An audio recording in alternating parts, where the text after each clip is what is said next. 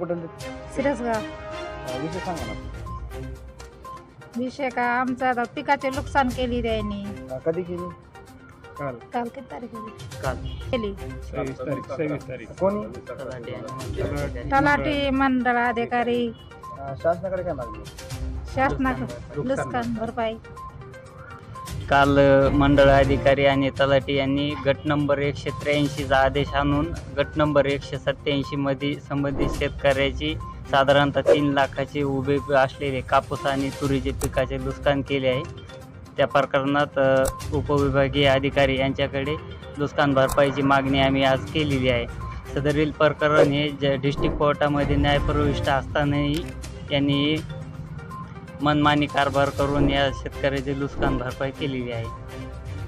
शासनाकडे काय मागणी? या शेतकऱ्याला नुकसान भरपाई मिळावा आणि संबंधित अधिकाऱ्याला शासकीय सेवेतून निलंबित करावे पायमल्ली केली आहे. आणि कोर्टाचे नोटीस आणि समन्स असताना यांनी आदेशाच्या म्हणजे गट नंबर नाव नसतानाही त्या आदेशाची वेगळ्या ठिकाणी अंमलबजावणी केली. साधारणपणे किती लाखाचं नुकसान झालं? साधारणतः 2 लाखाचा कापूस आणि 1 लाखाची तूर असं 3 लाखाचं नुकसान झालेलं आहे. आपली काय प्रक्रिया आहे?